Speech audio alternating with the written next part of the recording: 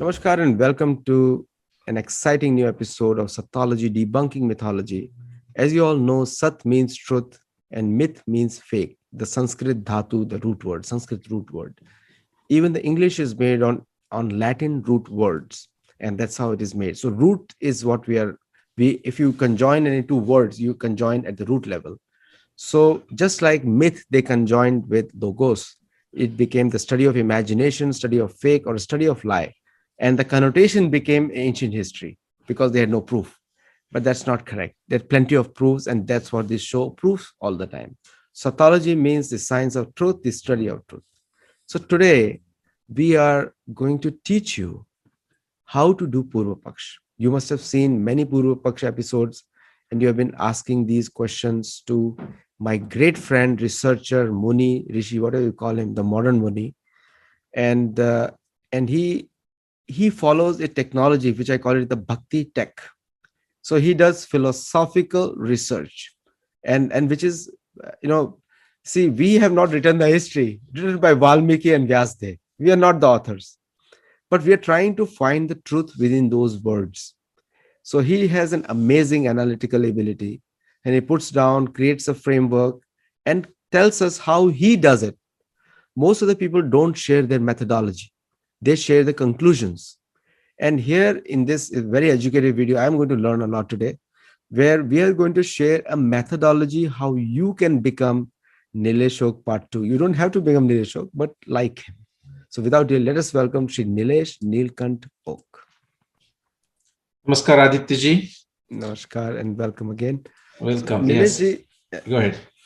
so in your name itself, there is a Nilkant over there. And so which also shows the Adi Yogi aspect is Yeah. already there. That's why I use the word Bhakti tech here. So how important is an emotional and philosophical connection with the text you're reading before we begin the analysis part? Wonderful question. When you just started asking this question, how emotional connection is important, I said, my God, did you look at my slides? So, very important. And in fact, we will begin with those when I start sharing the slides. It has, see, when we look at a Western healthcare model, okay, actually, healthcare is a marketing word that is being used. Okay, really, the modern medicine, unfortunately, what has turned into, I mean, it made a marvelous inventions, marvelous discoveries, right? I mean, right now we are going through Corona, and so the vaccination is a wonderful issue. The surgery, the anesthesia, antibiotics, these are some of the great stuff that the modern medicine has done. Not each one of them. We will talk about vaccination another day. But my point is, unfortunately, because of purely commercial capitalist interest, again, the capitalism is not bad and neither is a commercial aspect of it. But when you only look at those, what has happened is it has turned into a disease management. Almost the existence of disease is required. Okay. Similarly, the reason I brought this up, yes, there is a physical medicine that you take or you go through operation, but a psychological well-being of the patient has no place in so-called modern medicine. It's the same thing with the kind of research that I am doing or many other folks who seem to do. There is a psychological component. Like you asked me about the emotional component, and there is actually an emotional component that must be there if you have to do a good Purva Paksha, if you have to do a good original research. Otherwise, it's just not possible. So when I will answer that question when I get to my first slide. But something else you said and now I forgot. But I was going to comment on that. That was also pretty very interesting what you said. So maybe when the recording comes, I will watch it and I will know what you said. I can't remember that what you said, but I that was a very good comment that you made. Since I cannot recall it, I will get into my presentation if it's okay with you. Sure. So what happened, by the way, before I begin my presentation, so far we did what, about 4 or 5 episodes on the Purva Paksha, and enormous interest, I am saying, through emails, through social media, through obviously the YouTube videos too, but through social media like Facebook, I don't even remember all the names, like Twitter, email, and people are saying let's take two examples. So two of the many Purva Paksha episodes we did. One was based on an article that Dr. Konrad Elst wrote in Pragyata. And he was claiming that the Mahabharat war is possible only within the second millennium BC, so sometime from 1000 to 2000 BC. And then one other episode we did was this specific claim of Dr. Arun Bhatnagarji, 1793 BC. So what many of these 1793 BC? Sorry, Ashok Bhatnagar. Sorry, I said something else. Arun Bhatnagar. Okay, so my bad. Ashok Bhatnagarji and 1793 BC. And these two works are available in a public domain. So what is happening is that many are actually reading it and they are sending me emails or through Facebook messages or Twitter DM.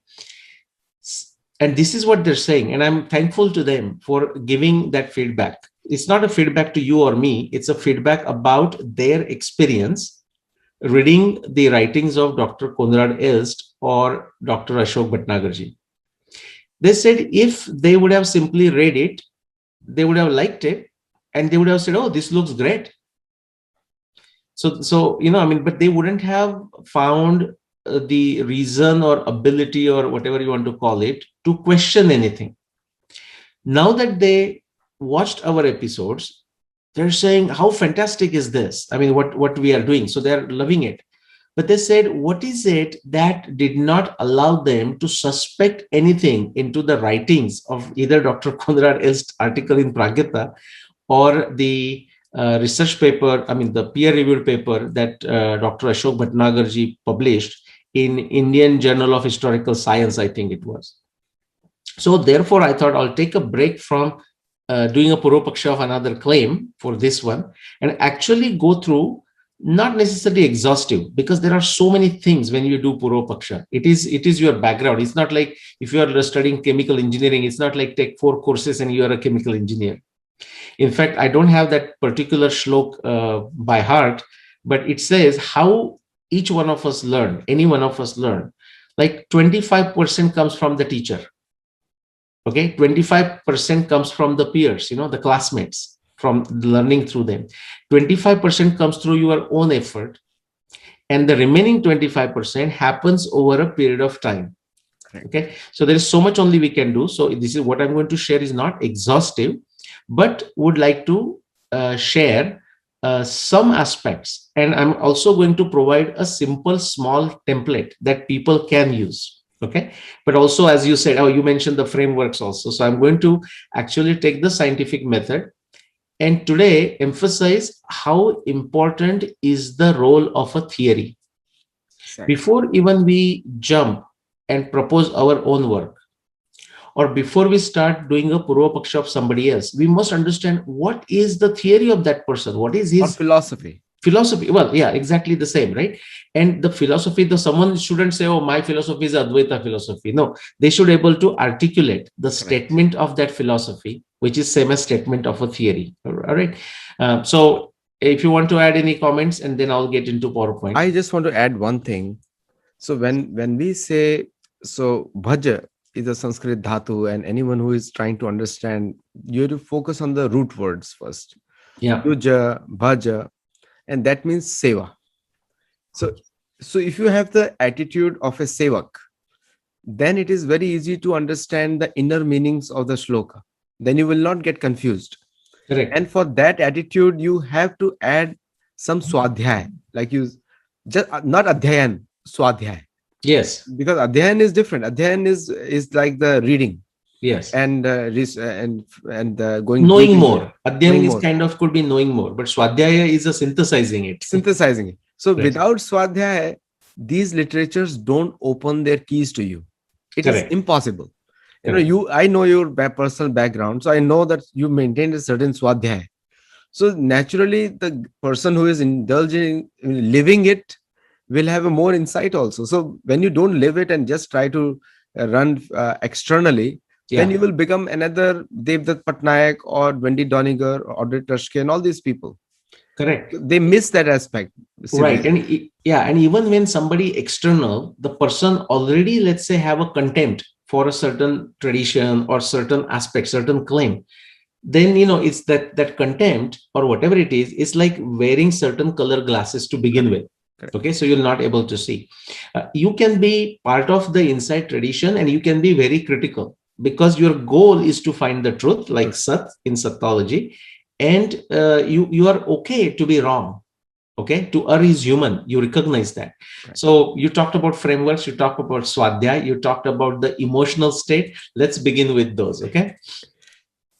So And that's I why I never was saw your slides. It's the first time I'm seeing them. that's correct. No, so I'm saying, wow.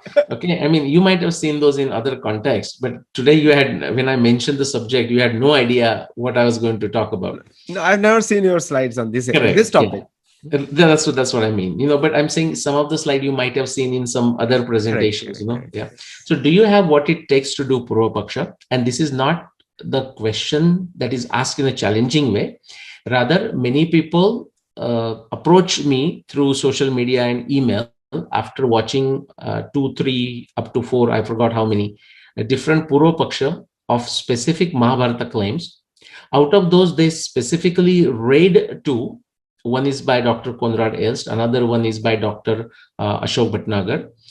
And they felt that if they would have read in the absence of what Aditya Ji and myself are doing as this Purva Paksha series, they might have simply read it and said, oh, this is impressive writing. This all sounds good.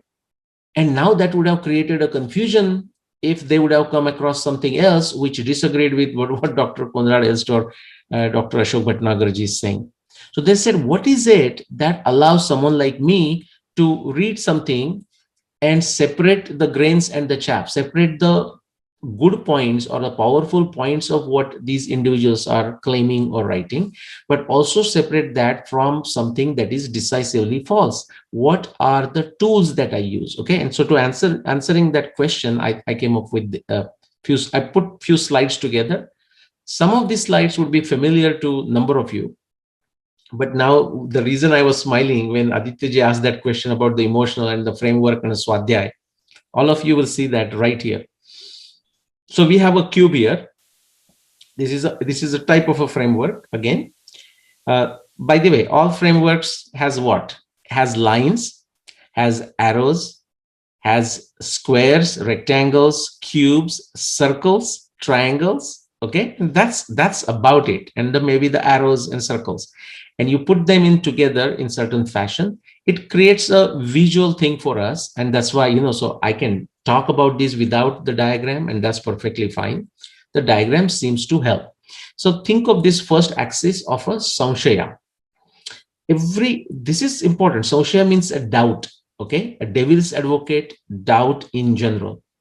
Now, what the Indian Hindu tradition tells you is that the doubt is of many kinds, but we are going to talk 2 extremes, the 2 specific kind. One is the doubt can be of a manas, which is a mind, or doubt can be of a buddhi.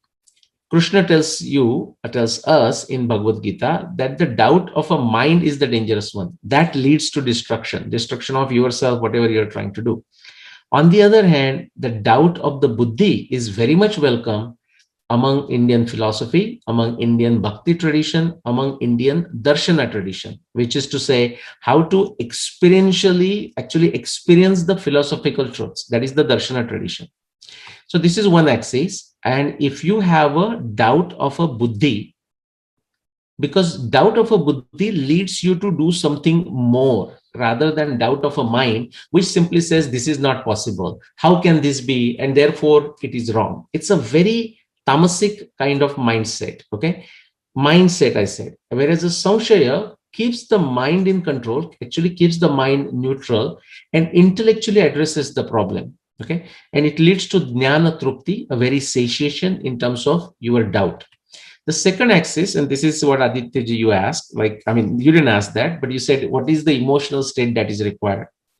And if you want to do this, if you want to do some original research, or if you want to accomplish something, doesn't have to be research, you need a Shraddha, okay? You need the reverence towards that concept, that particular goal, that particular space. Okay, so Shraddha can be of a different kind. Shraddha can be a conviction in the wrong thing, or it can be conviction in the right thing. So Sattvic Shraddha is what is desired, but one can have a Tamasic Shraddha. But either case, I mean, either way, it will lead to a lot of karma shakti. Okay, even a person's faith, a conviction into something, whether it is that particular thing is right or wrong, will lead to a lot of activity. Okay, so for example, by right or wrong, suppose take slavery for example, and somebody says slavery is the best business to be in. And so, yes, the lot of activity might happen. The person might end up making a lot of money, but based on a absolute moral standards, that is the wrong thing the person is doing. Still, a lot of work might get done. Okay, so that's why Shraddha will get the work done. Okay, it leads to Karma Shakti. But good or bad is not decided by the Shraddha alone. So emotional state is important, but it needs that balancing of a Samshaya, it needs a balancing of something else. And I will also mention the Bhakti in a minute.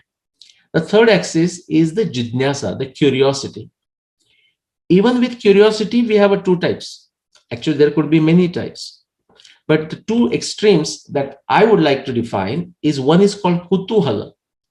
Again, most of these are Sanskrit words, if not all. Kutuhala means idle curiosity. So Kutuhal by itself is not bad. But if you start at a Kutuhal, a curiosity, and just stay there, then it is very bad. The bottom left-hand corner is the dangerous one. Okay. The doubt of a mind. Okay, the Shraddha in something that is tamasic, not good. You have a Shraddha, you have a reverence, you have a conviction, but something that is morally not correct. And then you have a curiosity, but unfortunately, it's idle curiosity. Those are the very undesired type of things. So that's an undesired setup. Whereas the type of jidnyasa or curiosity is desired is a saprayojan. Because we have a limited resources, limited time in the day, limited life, limited money. We have to channel our energy on doing those things which can give you a lot more. Give you meaning not just personally you, but to society, whatever your objective, a lot more, multifold more returns. Okay, so prayojana. What if I solve this problem? What if I find an answer to it? What if I solve this issue? What would be the benefit? Like, in my Six Sigma days in the corporate world, I used to ask three questions. What is it that is not working? The first question, which is to say, what is the true problem? Not the apparent problem, the true problem. The second question I used to ask is, what makes you say that? Which is to say, show me the data, show me the evidence. Okay, that you have evidence is not just anecdotal, that goes to that. And the third question I used to ask, then I said, okay, so yes, I understand your problem. I understand that you have a data that supports that the problem is real. And then I say, so what? Why bother fixing it? Which is to say, even when if we fix it, what is going to be the benefit, the tangible benefit, intangible benefit, net financial benefit? In fact, in operation improvements in the business, these are the three questions you need to ask. One of that question here we can say, and not limited to business, is prayojan. If we solve that issue, what is the benefit? So Aditya, to answer that first couple of questions, yes, you need all of this. Now, I haven't talked about bhakti yet, other than the Shraddha aspect of it. By the way, bhakti can be also tamasic. Bhakti can be sattvic, bhakti can be tamasic. We know that yajante sattvika devan yaksha rakshansi rajasa pretam bhuta ganashyanne yajante tamasa jana. So we just know that the different types of bhakti that people may do. Okay, so the saprayojan will lead to the phalaprapti, the outcome. Okay, the acquisition of the fruit, the whatever desired outcome that we are looking for. Bhakti, and I now the just want to Swadhyay. add a Yeah, comment go on ahead, please. Anukulya na bhakti. Anukulya is a very important word. And continue, please. Yes. This is good. And I'm going to bring the three types of bhakta here. And the fourth is basically having a perfect combination of the three, right? Which is what is required to do Purva-paksha. So Swadhyaya, we understand that. Ishvara Pranidhan is the bhakti aspect. And then the tapasya. It cannot be an idle bhakti. The person is, it cannot be idle. There is to be action related to that. The bottom left-hand corner, as I said, leads to destruction, vinash. The top right hand corner is what the abhyudaya, yato abhyudaya nishreyasa siddhi sadharma, the prosperity. Doing these things in the absolute moral framework, not relative moral framework. What I mean by relative moral framework, just to again use the analogy of a slavery, because certain say text or certain scripture says, okay, it's okay to have a slavery, therefore the person who is following that scripture may not find anything wrong with it. No, that's absolute moral. That's not absolute morality, that's a relative moral standards, and that's what I mean by that. The very basic standards we can understand, right? I mean, the absolute morality is like, not because I'm saying it in Sanskrit, it can be found in any language, right? But it's ahimsa, satyam, asteya, or kama, krodha, lobhata. Now, its implementation can be may change based on the time plus circumstances. Anyways, my short point there is the top right hand corner is the corner of prosperity. You need a samshaya of a buddhi, you need a shraddha that is sattvic, and you need a jidnyasa that is a saprayojan. So this is the first setup that is required. Quickly, I'm going to use two words related to shraddha, related to bhakti, sorry. And Aditya ji, the four types of bhakta that Krishna talks about, Artha, Jidnyasu, Artharthi, Jnani, cha Bharatarshava. You can think of that Artharthi, Hitarthi, the person who is trying to find the meaning in it. That's where the samshay comes. Like, how could this happen? Why would that happen? Okay, that is person is trying to find the meaning behind it. That is Artharthi, Hitarthi. Or you can find the Artha Jidnyasu, the Artha, Vival Bhakta. Someone who has a full dedication. This is what I'm going to focus on. Even when person doesn't know why he is doing it, like say me focusing on the dating of Mahabharata, now that I did it, I find a lot of uses for that particular establishing the date of Mahabharata, because many people tell me, Aditya ji, like, all these pieces of jigsaw puzzle for the entire chronology of the Indian civilization, and not just Indian civilization, actually the world civilizations, they are falling in place for them like a jigsaw puzzle. So, but I had not necessarily thought of that as a benefit, or that was not my whole reason why I was doing it. It was motivated by certain things. So it could be that a certain aspect of a bhakti, Artha Vival, Ishvara Pranidhan, just my conviction, my joy, whatever I was getting a kick out of it. It may be limited, but many times when you are on the path of a sat, the truthfulness, you actually end up getting multiple benefits. And the jidnyasa, see, Artha Jidnyasu Artharthi, that jidnyasa is there. That is a type of a great bhakta out of the four. And if you can combine all these, then together we can call that person the bhakta of a jnani kind, the fourth kind. Okay, so Artha Jidnyasu Artharthi, and when you put all together a very balanced way, because the whole focus of Bhagavad Gita is about samyak. Okay, it's about Sanyam and it's about Samyak, which is to say creating a balance in everything. Even Bhagavad Gita demands a balance between Sattva, Raja and Tama. It doesn't say Tama is all bad. Tama has its place, but we must understand where it is and where it is not. Quickly, how to evaluate specific claims, because this is about Purva Paksha. What you see inside the triangle is the logic of scientific method. You'll use Sir Karl Popper. I mean, you can pick a good book on a very good philosophy of science book. There are 5 elements to it, and you will see these exactly 5 elements if you look at the Nyaya Darshana, the Avayava. Avayava is what? Pratidnya, and then Hetu, and then Drishtanta, and then Udaharana and Nigamana. What I just said, these 5 things, those are nothing but these theory, evidence, objective testing, inference, and background knowledge. Okay, there is a lot more to it in the Nyaya Darshana. But let's move on. Then we need a scientific acumen, which is to say you might do an experiment right, but you may not understand what else you need to do. Is the one experiment enough? How many more experiments you need? How many more samples you need to take? How you need to slice the data? How you need to put the analysis together? Think of this as one example, not the whole thing of what scientific acumen is. Tantra Yukti is like technical acumen, which allows you to formulate the problem and allows you to set up experiments to solve the problem. Or in case of existing truth claims, it allows you to set up experiments.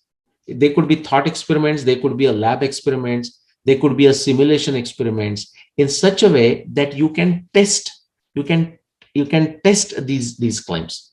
And then Tarka Shastra, which is to say you have a data, okay, and you have some lab results, whatnot, you have a theory, you have a problem. How do you draw logical, accurate, correct inferences based on the data? Okay, so I'll go a bit fast through this. Now, important point is these three, lo and behold, are the foundation of Hindu Dharma. Vichar Swatantrya is freedom of thought. Okay, unless you have a freedom of thought, there is no way you can get after the Sat, because you'll get stuck in the dogma. Tantra Yukti, which is like, technical, coming up with technical, ingenious things to solve the problem. Now, this may not happen right away. Like, say, think of Thomas Edison trying to find the right material for the light bulb. It wasn't just a one-day affair, right? He went through many different permutation combinations, right? People know that he had thousands of patents on different things, but just the light bulb took him through many permutation combinations. He did not give up. That is that achar saishnuta, endurance in conduct. The person, and that's why we need the shraddha, the emotional state. The person says, you know what? The solution is out there. It's just that I have not found it. And so he or she does not cut corners. Okay, they until the real solution shows up, they continue to work on it, rather than just in the driven by like have to be in a quick limelight. Many will just take a hodgepodge solution. In Indian language, we'll call that jugaad and try to put forward. The person says, well, if I don't find it, so be it. I'm just still going to be very ethical about it, show integrity. The last one is that absolute moral standards, the logical reasoning. Now, some people will wonder what the moral standards has to do with logic. Very much so, because even when the data is showing something else, you may claim something. In corporate world, like think of it like there. I mean, this is not some secret knowledge. Public knowledge is there. There are peer-reviewed research papers written why smoking is good or why smoking is totally harmless. And you can go and find those papers. I mean, I'm a corporate consultant and I deal with many. You can see that about the sugar. Actually, even how sugar is good, or how a carbonated drink, instead of causing problems to your health, which some people were claiming, and they were right in certain aspects, even there were research papers written, peer-reviewed, which said how the carbonated drink actually solves that problem, or how sugar is good for you, refined sugar is good for you, and all kinds of things. And that's why I'm saying the inference, that Tarka Shastra, logical reasoning, is connected in a Hindu tradition, Indian tradition, with the absolute moral standards. How fascinating. These form the three foundations: Satya, Seva, and Sanyam. So Aditya, you have your Sat coming from there. And you mentioned Seva also. And Sanyam is that balanced mindset. Again, it has to do with our three things. In our Indian tradition, you're going to hear these words all the time. Manova Kaya Sanyama. Okay, Kaya Vacha Mana, which refers to what? The body, the mind, and the intellect. Okay, and bringing them together in a balanced fashion is what is required. Quickly, that central triangle that I talked about, the 5 aspects of the logic of scientific method or logic of scientific discovery. So first one is what? You have a problem that is not mentioned here, but the very business of science is to do what? To solve the problems. Okay, to find a solution to a problem. So that's why it's not given. But once you have a problem that is not been solved by existing theories, so first thing, one of the things you may do is you may understand the problem. Einstein talks about spending 50 minutes out of 1 hour or 45 minutes out of 1 hour in defining the problem. And then he says spend 15 minutes in solving the problem. So once you define it, to solve the problem, you may propose a solution. That is actually your conjecture, guess, theory, plausible solution. Okay, that's what you propose. Then what happens when you propose a theory, it leads to different predictions. And one of the prediction is actually a solution to your problem. Then you look at the evidence. If the evidence doesn't exist, you may create it using lab or natural observations or whatnot. Then you would want to do it in such a way that you can do the objective testing of that evidence. And if all that works out, you may draw the inference. If it works, great. If not, you go back to the board and repeat the process again. In the process, depending on what subject you are researching on, you will need a certain kind of background knowledge that you assume to be valid. That is called agama, like pratyaksha, anumana, upamana, shabda, pramanani. That shabda is a agama in this case, or shabda is also evidence. Okay, that is the Indian Nyaya Darshana or Indian Yoga Darshana that I'm referring to. I want to share few quick combinations of these 5 elements. But for today, I will only focus on, so take the theory at the top and do the comparison of a theory with evidence, the comparison of a theory with objective testing, the comparison of the theory with inference, and comparison of the theory with the agama, which is background knowledge. And what do we find? In fact, what you're going to find is something beautiful, how theory is important. In fact, when I do the comparison with everything, all the 4 other aspects with the top one, number 1, you find the 4 quadrants that we are going to see actually do not change. The outcome do not change. The classification does not change. Okay, let's see. So only we are going to do the comparison of theory with the remaining 4 elements of the logic of scientific method. So if I plot the theory, and what is the theory? What do we need? The science demands that the theory has to be generic. Theory has to be universal. For example, think of a Ptolemy's theory. And we are not focusing right now on a right or wrong, because it is the evidence and objective testing that tells us whether something is right or wrong. So what is Ptolemy's theory in a cosmology? That the earth is at the center and everything is rotating around it, all the planets, all the stars, and so on and so forth. See, the theory may be wrong. We know that it is wrong right now. But the claim of Ptolemy is universal and in generic. And therefore, we should give a credit that it is a good theory. It may be a wrong theory, but it is a good theory. You see the difference? Wrong versus right, the good versus bad. It's a good theory. It's a wrong theory. Why it's a good theory? Because the statement of that theory is universal and generic. What is that? Earth is at the center. Everything is rotating around it. Okay. Versus it can be non-universal and a clumsy theory. We may find some examples. In fact, I'll come to that, because when I ask the other Mahabharata researchers what is their theory, first thing they look at me like, what am I exactly asking? But then when I insist few times, then they say they cannot run away. Then they usually come up with some makeshift theory. And that theory, those theories look like that non-universal clumsy theories. So if you want to see the good examples of that, do look at the work of many other Mahabharata researchers. Ask them, if you know them or through social media or whatnot, ask them what is their theory, and just look at the answer they provide. And you can share it here through YouTube comments and whatnot. Okay, the other one is the evidence. Now, what is the role of evidence? The job of evidence, when it's objectively tested in the context of a theory, is to constrain, put some constraints, okay? Constraints on what? Constraints on the final solution.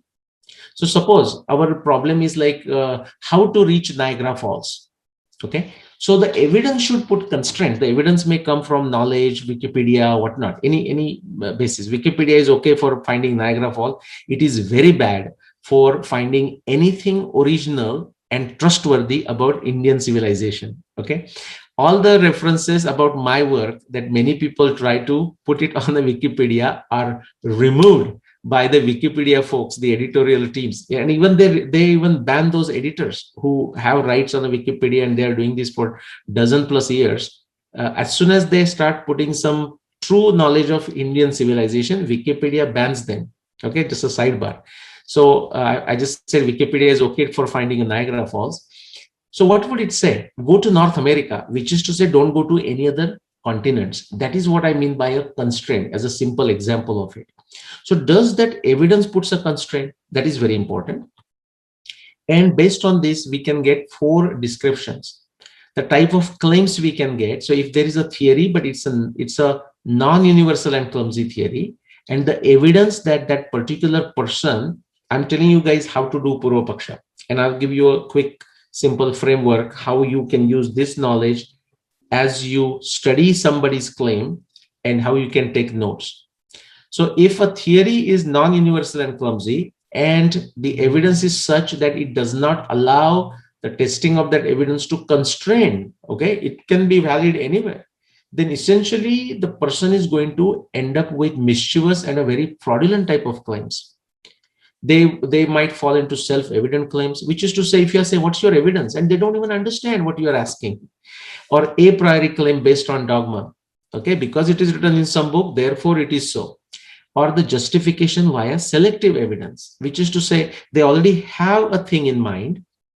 Now they may go and try to look for some evidence which happens to match, but they're not interested in looking at all the evidence. Okay, so this one possibility. The second possibility is a preservation of tradition.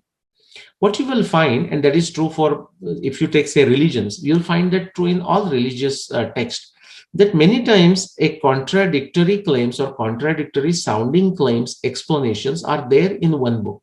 In fact, that is true, I would say, in all different religions, or even the Dharma literature. Even the Dharma literature, you will find that.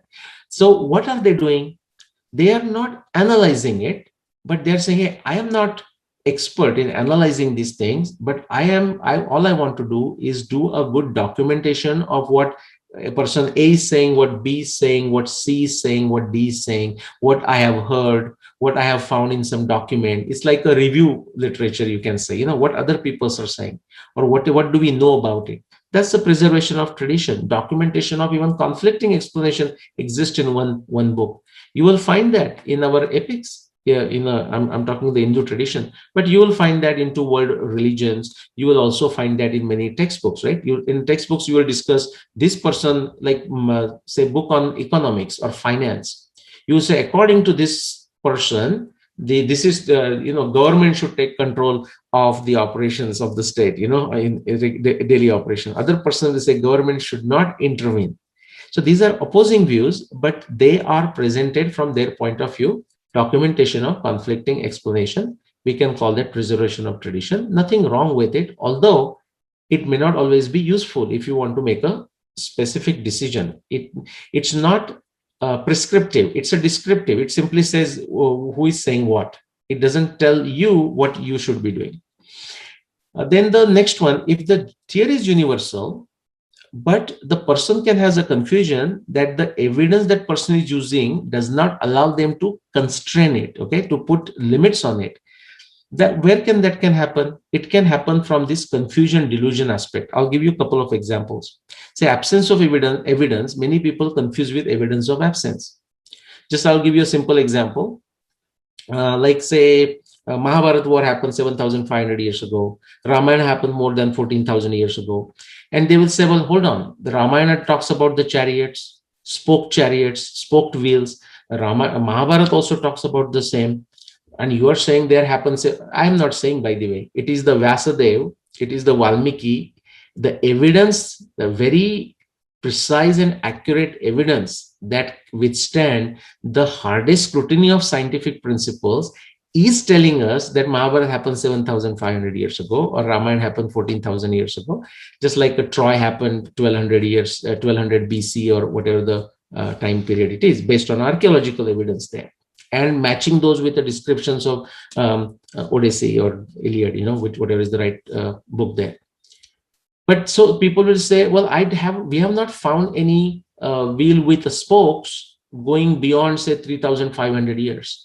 Therefore, how can that happen? That is the confusion of absence of evidence equal to evidence of absence. Or even we have not found something, therefore we will never find it.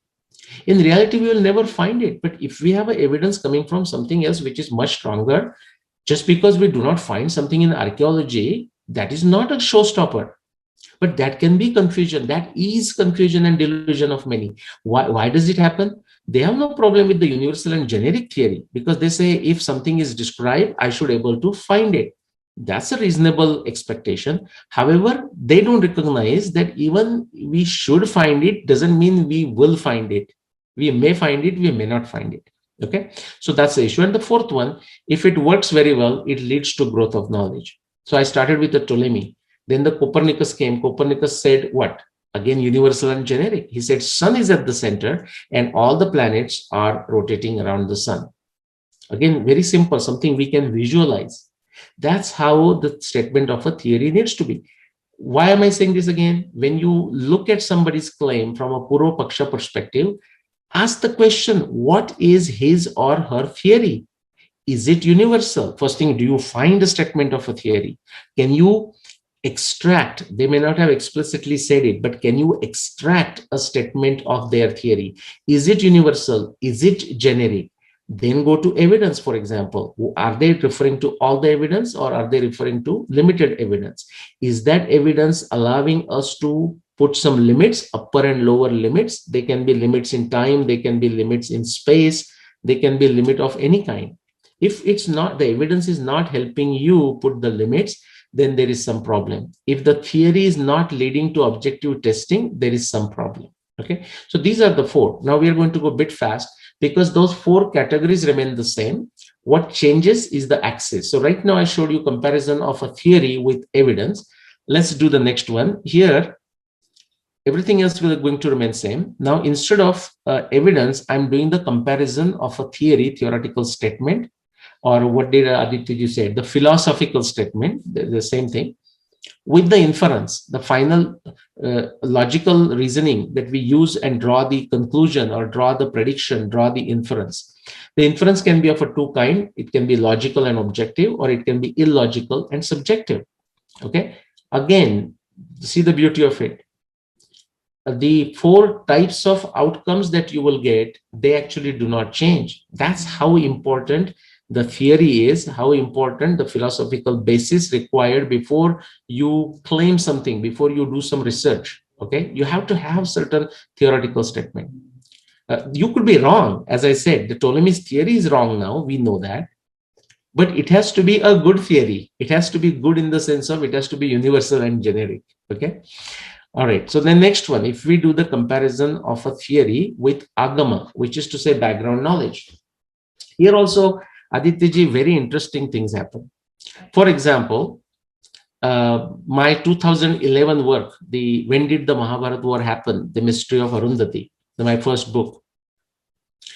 It only looks into all the astronomy evidence of the Mahabharata text. That is not to say I don't want to look at the other evidence. In fact, I don't know many Mahabharata researchers, in fact, any other researcher who has looked at all other evidence, which I did, but I did not do that in 2011. I did that starting like 2014, I think, or 2012, somewhere, just one couple of years after. And now I have evidence from 12 different disciplines of science.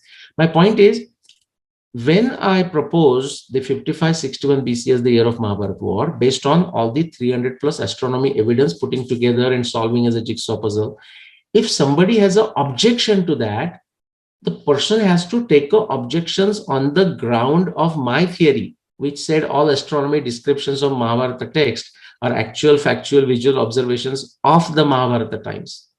Or the person has to take objection based on the Mahabharata evidence and Mahabharata astronomy evidence. They cannot say, where is the archaeological data? Where is the oceanography data? Where is the seismology data? Where is the genetics data? Where is the anthropology data? But that's the kind of thing they started asking. Now, I am not complaining. I am so glad, and I was so glad that they asked the question. Therefore, every new area that they asked me the question, I started researching. And as you know, the outcome, every single area where we can find the evidence, and if we can objectively test it, it also leads you or also supports 5561 BC. But so therefore, what I'm saying is the agama. So once you decide what the theory is, if this is a theory of archaeology, then the background knowledge will come from archaeology field. If the theory is of astronomy, then the background knowledge is going to come from astronomy. If the theories of oceanography or geology, the background knowledge will come from geology. This is a common sense, and we would think everyone knows it. Apparently not. The agama runs from relevant background knowledge to irrelevant background knowledge. Again, if somebody chooses a universal generic theory but uses irrelevant background knowledge, then it's going to lead to confusion and delusion. If somebody chooses a non-universal clumsy theory and irrelevant background knowledge, again, it's going to lead to some mischievous and very fraudulent claim. And this this framework, Aditya, I'm showing you, you will find how robust are these frameworks. We can just use this framework and go and look at all the 130 plus different claims of the Mahabharata text for the Mahabharata dating, Mahabharata timing. We can use this same, right now what I'm showing you, we can use this same framework to do all the cosmology claims of modern science. We can use this for the theory of evolution and how the development took place and how the improvements took place. We can take theory of geology, okay, like how the plate tectonics came into being, how it was challenged, how the earth crust displacement came into being, how it is still challenged, how people still don't accept it. And that's perfectly fine. That's how science progresses from one thing to the next. Okay, and the last one possibly. So theory versus the objective testing. Okay, objective testing is that pratyaksha praman, through ability to see through the senses. So if it is a taste of ice cream, okay, so if I test it and I say, oh, ice cream is sweet and sort of a creamy, oh, you will love it. You don't have to come to Atlanta to test it. You can go to a local ice cream creamery shop there and test it and find for yourself, yeah, it's a sweet and it's a this and so on. That's that objective testing. It can be a test of any sensory perception, and sometimes sensory perception through indirect means also.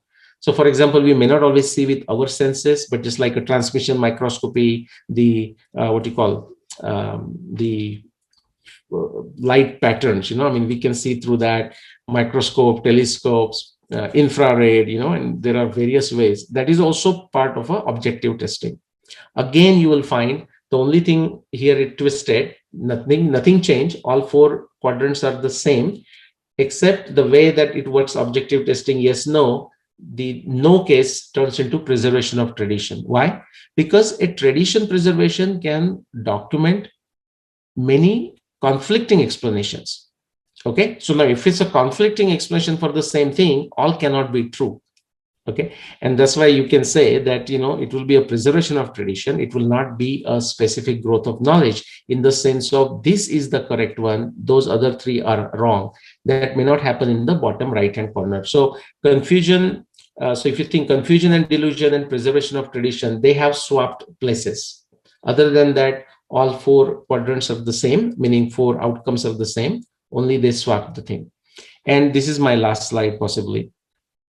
This is something, again, nothing dramatic about this. Number of you would be doing this very intuitively, naturally. You would be doing this when you are doing your research, when you are reading all the previous peer-reviewed literature before you conduct your new research, before you do your new experimentation. But I don't know why somehow people somewhere forget this. So I call this a Purva Paksha template. Okay. So first one is a Purva Paksha. Let us say you take a claim. And again, because the questions came based on those two specific claims, one by Dr. Konrad Elst, his article in the Pragyata. And then the second one is a claim of Dr. Ashok Bhatnagar, published into Indian Journal of Historical Science, the claim for 1793 BC. So think of a claim something like this. So you are looking at it and you want to do Purva Paksha. You read first line of that, say take Dr. Konrad Elst article. And I did that a few weeks ago. So you read the first point and he said, hey, this is what people have done. There was a conference about the dating of Mahabharata in New Delhi in the January of 2021. Suppose you read that sentence. Now, is this a fact? Yes, it's a fact. So I agree. I mean, you say in your mind, you don't have to necessarily write it. And you say, because, yes, there is sufficient evidence. I have seen the actually video, or I've seen the advertisement of that. I know some people there and I know the conference was taking place because I have verified it and I know that that is the fact. Of course, there's nothing controversial about it. But then you may go to the next statement and say that Konrad might be saying archaeology evidence proves that archaeology evidence can be useful in dating of Mahabharata. You may come to this and you say, yeah, I agree with that. Any kind of evidence, if it helps, is useful. But you said in addition, and you might add something. You might say, in addition, it is very important to make sure that the archaeological evidence that we find we have to ensure that we are connecting that evidence with the evidence of the specific epic, say either with the Mahabharata or Ramayana. Just because we find some chariot, immediately it doesn't mean that chariot is from a Mahabharata. But that is how many people make these extremely foolish inferences. Okay, just because you found a chariot doesn't mean it is from a Mahabharata. Yes, there were chariots in Mahabharata, but it is not true that there were only chariots in Mahabharata. The chariots were used everywhere, even outside Mahabharata, beyond Mahabharata particular incident. So you might write that. You will write down because what is your evidence, what is your logical reasoning, or you may read something. For example, I mean, I don't have Kundral's paper in front of me, but you might read a statement. You may actually agree with it in a certain way, but you say, hey, yeah, I agree with that. However, which is to say you agree with the initial premise, but you are not necessarily agreeing with that person's inference. You will write down, however, what is your objection to it. And with that because column, you have to give a evidence or logical reasoning why you are objecting to it or why you are partially disagreeing with it. You may read something there and you may completely disagree with it. Okay. You just say, you write down, I disagree with this. And then again, it's the onus on you to give a backing evidence to say why you disagree. Okay, sometimes it can be logical reasoning, but that's logical reasoning alone is not sufficient most of the times. You have to give the evidence. And not in all cases, but in some cases, especially when you disagree, before it's fine. But especially when you disagree for a reason. You just don't disagree for a heck of it. You disagree, then you have a better explanation. Okay, now sometimes it's possible that you would say that is wrong, doesn't mean necessarily you know what is the correct answer. That does happen, and that's perfectly fine. But a ideal scenario is not only you say that person is wrong, but you also tell what is correct in that case. So therefore, you might write something actually. The reality is, and you will write down your claim, we can say, or somebody else's claim that you think is much closer to truth than the claim that you are doing a Purva-paksha. You say the reality is, and you will write down what that is, but that's not sufficient in the next column because you have to give the evidence in support of the reality that you are claiming. Actually, again, I would say there is no rocket science to this, guys. This is a common sense. But as you know, the cliche, the common sense is not that common. This is a very simple template to use. Again, remember, for every single statement that you read, you don't have to fill each of those columns. That's not necessary.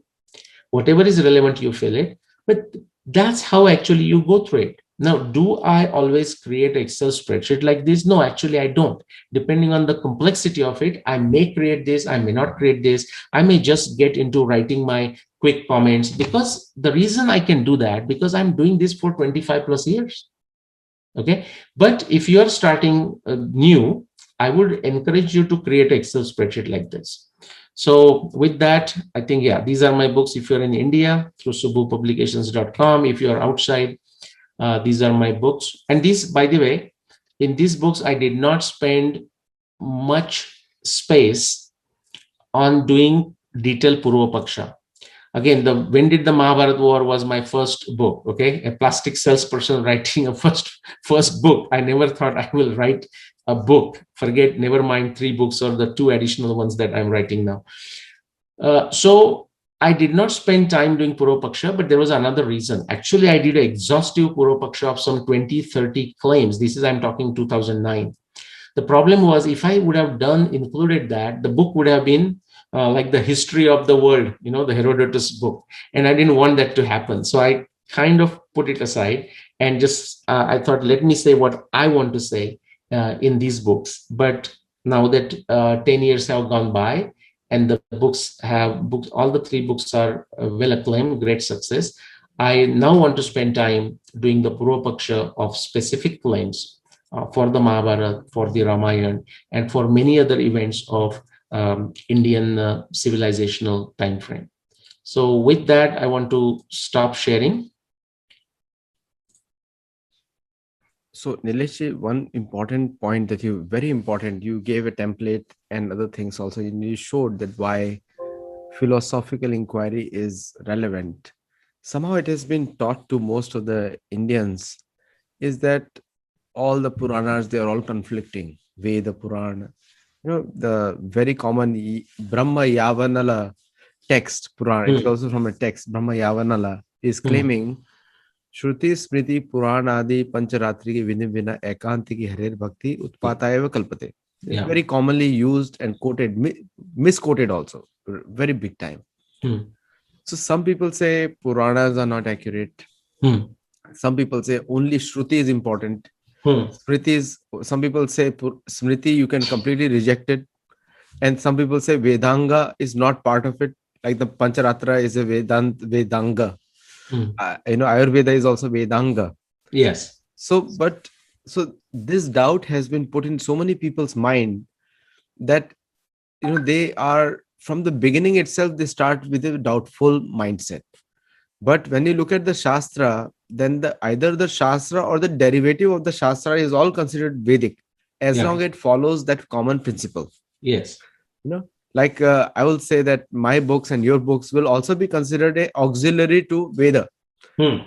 May not be the Shruti directly, but it will be auxiliary, because we are Yeah. trying to explain more in the current context. We are not doing something new. Correct. So it becomes part of Smriti. So for those doubtful people, what will you say? Okay, great question. Couple of points. I'll start with what Krishna has to say in Bhagavad Puran.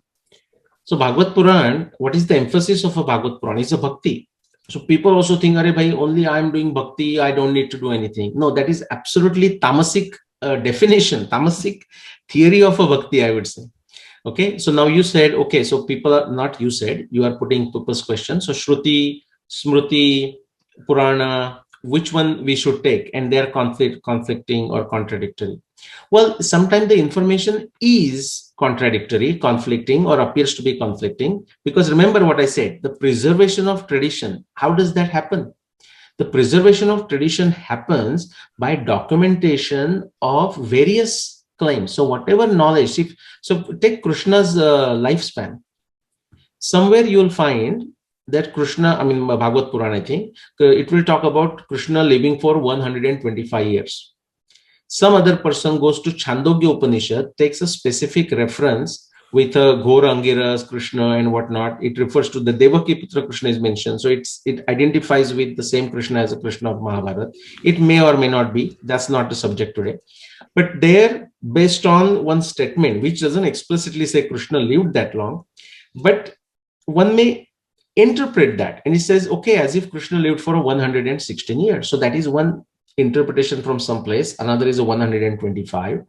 Now, when I did my research, I arrived at approximately 101 year, maybe 102, somewhere there. Now, in the Madhva tradition, if you know, and I'm communicating with very what you call disciplic succession people connected with the Madhva Sampradaya, right in the very much into where the Madhva Sampradaya stronghold is. And they are telling me in the what is understood in their tradition, which is Krishna lived 106 years, but then they said 106 lunar years. Something very interesting. In fact, they gave me the number of the month also after that, based on that tradition. Now, so yes, we have 4-5 tradition. My point is, people are doing their best. See, if you go to Bible, okay, related to Jesus' birth, you can say, or Jesus' early years, or Jesus' biography, you can say in a bigger sense, you see one version in the Mark and another version in the Luke. Okay, this is a different version, a very different version. Now, people will say, sometimes will say, oh, it's not that different. Yeah, that is a matter of discussion. It's like somebody may say 106 years or 116 or 125, not that big difference. Hey, you know what? He lived more than 100 years. Yeah, if you take it like that, then I'm okay with it. I mean, if you are okay, then I'm okay.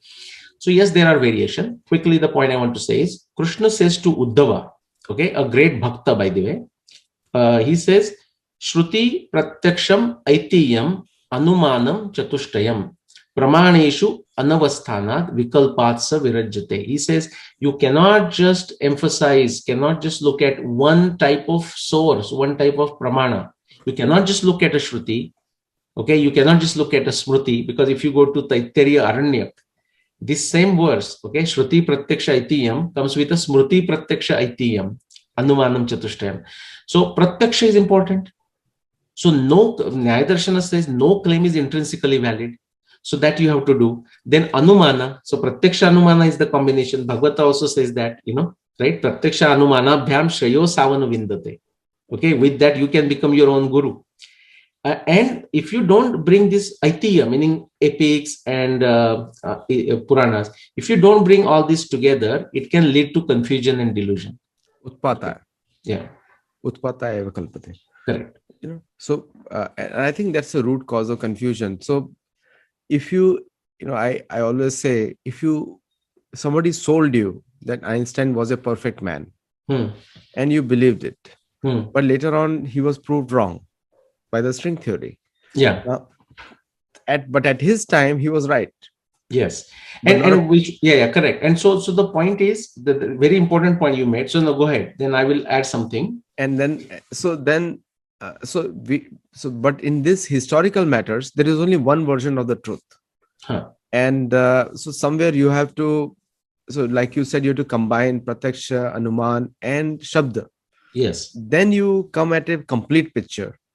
And correct. And then and my point is, even with the available evidence of Shruti Pratyaksha Aitiya, we, because of our limitations, or because of the evidence that might have been destroyed by now with all the library burnings and of course just the ordinary ravages of time, we may not able to put one picture together.